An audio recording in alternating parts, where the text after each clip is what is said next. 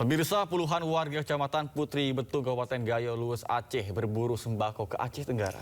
Mereka harus berjuang dengan berjalan kaki menggendong bahan baku dengan kain melewati bukit yang terjal dan ekstrim. Warga Manggul. Seperti inilah perjuangan sejumlah warga membawa kebutuhan pokok melintasi bukit yang terjal dan ekstrim menuju desa Rumah Bundar dan Marpungi. Kondisi jalan menuju Kabupaten Gayo Lues putus total, memaksa warga harus berjuang untuk mendapatkan sejumlah bahan makanan ke Aceh Tenggara. Desa Marpungi berada di Kecamatan Putri Betung, Gayo Lues, merupakan desa yang berbatasan langsung dengan Kabupaten Aceh Tenggara dan hingga kini masih terisolir.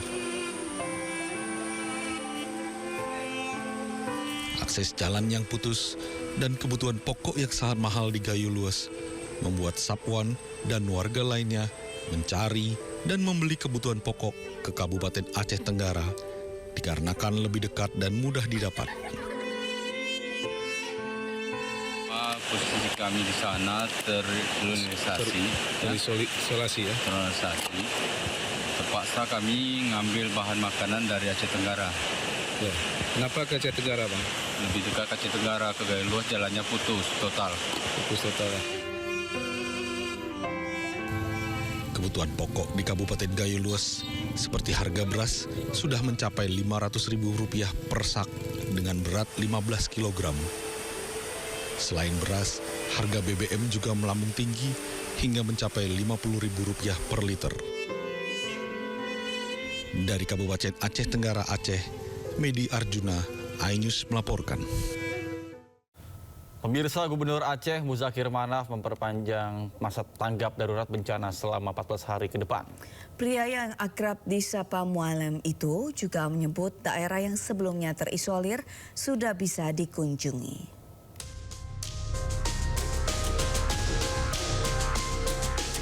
Gubernur Aceh Muzakir Manaf memperpanjang masa tanggap darurat bencana selama 14 hari ke depan.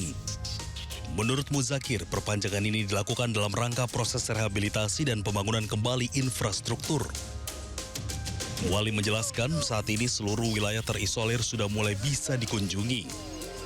Lebih lanjut, Gubernur Aceh ini akan berusaha dengan maksimal untuk memenuhi kebutuhan masyarakat, salah satunya kebutuhan air bersih. Sedang kita siapkan dan sudah kita siapkan. Memang kita kurang kan, tapi apa boleh buat, ya nanti akan nyusu di lapangan, ke lapangan supaya masyarakat betul-betul dapat air bersih lah. Selain membutuhkan bantuan dan air bersih, masyarakat yang terdampak bencana membutuhkan tenaga medis. Sebab sejumlah warga yang terdampak ada yang mengalami sakit. RSUD Aceh Tamiang sudah kembali buka layanan pasien unit gawat darurat sejak Rabu 10 Desember 2025. Sejumlah pasien sudah mulai mendatangi IGD RSUD Aceh Tamiang dan dilayani oleh petugas medis.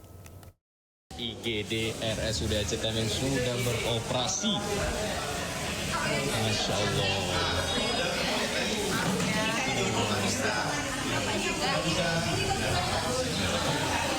Jadi IGD ini adalah miniatur rumah sakit sambil bagian-bagian lain masih dibersihkan. Ada dokter penyakit dalam, ada dokter kulit, ada dokter anak, ada dokter penyakit dalam.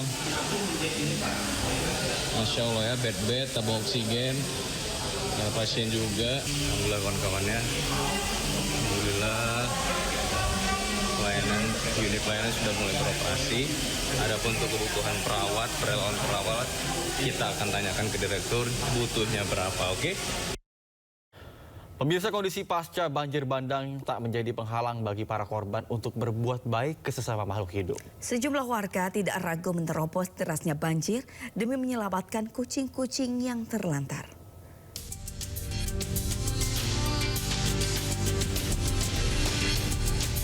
Di tengah derasnya banjir yang merendam permukiman, aksi heroik warga muncul ke permukaan. Seorang warga korban banjir di Sumatera Utara menyelamatkan kucing-kucing yang kelaparan.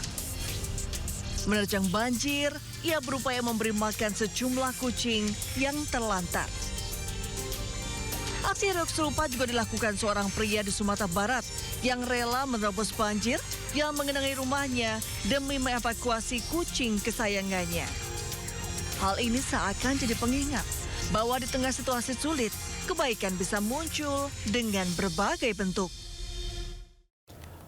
Pemirsa, korban akibat bencana Sumatera Utara, Sumatera Barat, dan Aceh terus bertambah. Jumlah korban jiwa mencapai hampir 1.000 orang. Data sementara yang kami himpun dari laman Geoportal Data Bencana Indonesia BNPB hingga pukul 8 pagi, total 990 orang meninggal akibat banjir dan longsor di 3 provinsi di Pulau Sumatera. Sementara itu sekitar 5,4 ribu orang terluka dan 222 orang lainnya dilaporkan hilang. Korban jiwa paling banyak ada di Kabupaten Agam, Sumatera Barat dan Aceh Utara. Bencana yang terjadi di 52 kabupaten di Pulau Sumatera membuat lebih dari 157.000 rumah warga hancur.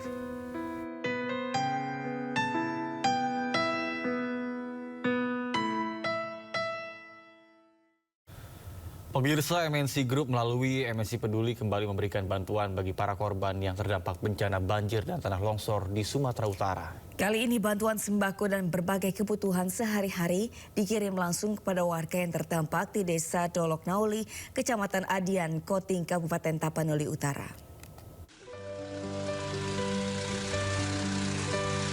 MNC Peduli kembali menyalurkan bantuan dari masyarakat Indonesia kepada warga korban bencana banjir dan tanah longsor di Kabupaten Tapanuli Utara, Sumatera Utara.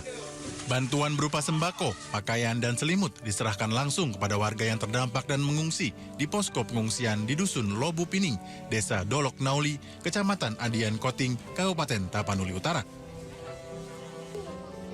Bantuan sembako dan kebutuhan sehari-hari seberat 4 ton yang disalurkan MNC Peduli ini berasal dari bantuan masyarakat Indonesia. Ini kami tinggal di sini, Pak. Ini mata pencarian saya. Jadi saya tidak bisa lagi untuk berjualan. Udah hampir berapa minggu. Mudah-mudahan ada bantuan untuk perbaikan biar ekonomi kami bisa pulih lagi. Dengan adanya MNC Peduli datang, kami sangat bersyukur. Terima kasih kepada MNC TV memberikan peduli sangat kami. Terima kasih kepada MNC TV, semoga sukses selalu dia terus untuk melaksanakan tugas di mana aja pun berada. MNC Group melalui MNC Peduli berkomitmen akan terus hadir bagi masyarakat yang membutuhkan, khususnya warga yang terkena bencana banjir dan longsor di Sumatera. Dari Kabupaten Tapanuli Utara, Sumatera Utara, Aris Fernando Manalu, iNews melaporkan. Jelang Natal dan Tahun Baru, harga sejumlah komoditas sayur mayur di Pasar Baru Kota Bekasi mengalami kenaikan. Informasi selengkapnya usai jeda.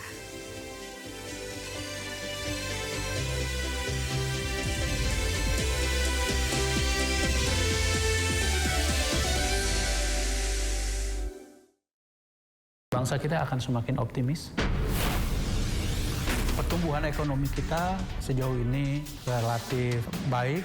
Kalau pemeriksaan kesehatan itu dilakukan pada saat orang sudah parah kondisinya, maka biaya kesehatan itu mahal. Tidak ada satupun kecelakaan tanpa didahului oleh pelanggaran. Kekerasan jiwa itu akan terus dibawa hingga dewasa. Jangan lewatkan One on One, Senin pukul 9:30 malam di Sindo News TV. Nah, di level gerakan mahasiswa, saya kira ya kita punya tantangan besar. Tentu kalau bicara trade investment itu selalu dengan terpisah. Memang ada krisis global. Memang pasca abad 20, kita susah untuk merencanakan apa yang disebut sebagai revolusi. Kalau orang nggak optimis nggak akan mau cari tahu sih.